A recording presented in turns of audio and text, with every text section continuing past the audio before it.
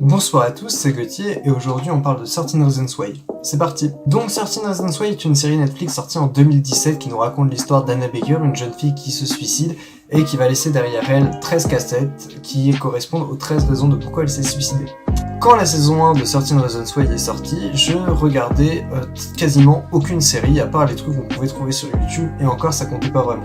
J'ai commencé à m'y intéresser quand on m'en a beaucoup parlé, que ce soit sur les réseaux sociaux, que ce soit sur YouTube justement, ou que ce soit par rapport à mes amis et à ma famille. La série était excellente et ça m'a donné un coup de cœur. C'est cette série qui m'a donné envie de regarder d'autres. À l'époque j'avais pas Netflix, j'avais rien du tout, juste je regardais sur des sites de streaming illégal et puis voilà. Et honnêtement ça fut une claque à tel point que après chaque épisode, je devais faire une pause de minimum 1 heure pour me détendre, pour passer mon esprit parce que sinon j'allais pas être bien et j'allais finir en dépression. La série brille par ses acteurs, par la mise en scène, par rapport au décor, même par rapport à l'histoire qui est adaptée du livre de Jay Iser, qui est vraiment pas mal. Je vous conseille d'ailleurs si vous l'avez pas lu. Ce qui brille encore plus avec 13 Reasons Why, c'est son concept avec les 13 raisons de pourquoi, 13 Reasons Why, parce que l'on a un épisode par raison, ce qui est vraiment cool.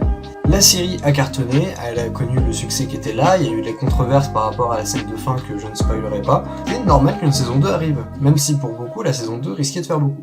La saison 2 est donc arrivée, et pour beaucoup, la saison 2 est moins bien que la première, mais reste quand même très très bonne. Ce qui n'est pas de mon avis, pour moi la saison 1 et la saison 2 sont vraiment cool. Dans la saison 2, du coup, on va suivre ce qui se passe après les événements de la saison 1, où Bryce, le grand méchant, va être incriminé. On va suivre toutes les étapes du procès, toutes les étapes du deuil par rapport à Cleo. Et là, chaque épisode serait une raison de pourquoi Bryce devrait être condamné. La série a cartonné, ce qui lui a permis d'avoir beaucoup plus de budget, donc de nouveaux décors, de nouvelles mises en place, et c'est vraiment cool en fait, parce qu'on sent la série vivre, on sent que les décors ne sont plus que de l'intérieur, et c'est vachement bien, parce que c'est ce qu'il fallait à la série. C'était l'un des reproches qu'on pouvait faire à la saison 1, c'est que c'était très souvent que dans le lycée et un peu dans les maisons, et c'est tout. Alors que là, on a des scènes en extérieur, voilà. Certains personnages sont beaucoup plus développés et sont beaucoup mieux. Même certains méchants deviennent plus attachants et tout ça. Bref, il y a beaucoup de trucs. Et là, on nous annonce une saison 3. Et pour beaucoup, c'est la saison de trop. La saison 3 de 13 Reasons Why, du coup, nous raconte le décès d'un des personnages que je vais pas spoiler, même si je me suis fait spoiler en regardant les bandes annonces, je ne vous spoilerai pas. Et beaucoup d'ailleurs n'ont pas été d'accord avec ça, avec l'intégration d'un nouveau personnage qui est le personnage d'Annie, qui elle était extérieure à l'univers, arrive du coup au lycée, et du coup voit ce qui se passe avec toutes les histoires qu'il y a eu avec Anna Baker et tout ça. Sauf que elle a le point de vue du méchant. Le personnage d'Annie, qui elle ne connaissait pas les histoires ou quoi, les apprend du point de vue de Bryce, et après, plus tard, du point de vue des gentils, où elle apprend que Bryce n'était pas si gentil que ça.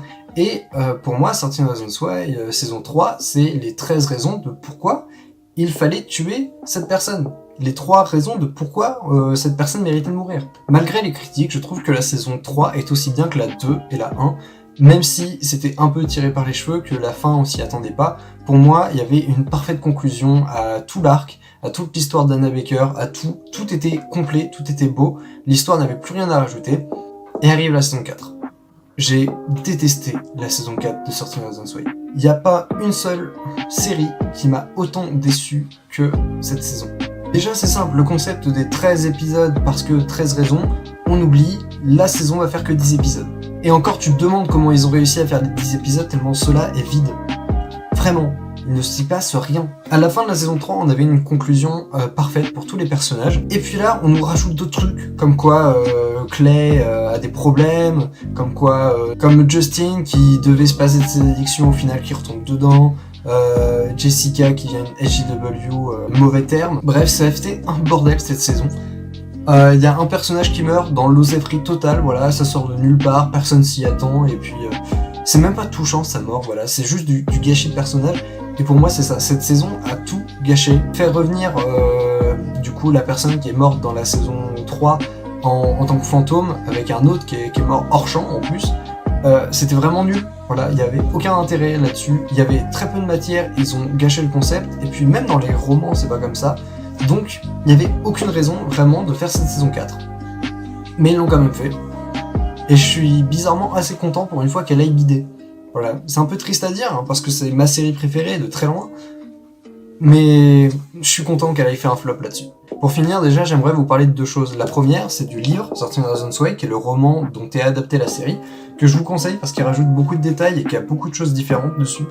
Et après, ce serait 13 Reasons Why, au-delà des 13 raisons, qui est un documentaire sur la série, voilà, qui est en plus sur Netflix, vous avez juste à taper ça dans la barre, où les acteurs parlent de leur personnage, de leur vision de la chose ou quoi, et c'est vraiment intéressant si vous aimez la série, si vous voulez voir le derrière, et puis même si vous n'aimez pas la série, pour les thématiques, si les thématiques vous plaisent, et ben n'hésitez pas, vraiment c'est un très bon making of / documentaire, c'est vraiment cool. Voilà, j'espère que cette vidéo vous aura plu, n'hésitez pas à me dire votre avis dans les commentaires, d'ailleurs même ce que vous avez pensé de la vidéo, ça m'intéresse. N'hésitez pas non plus à me mettre un pouce en l'air si vous avez aimé la vidéo, à me suivre sur les réseaux sociaux TikTok, Twitter et Insta.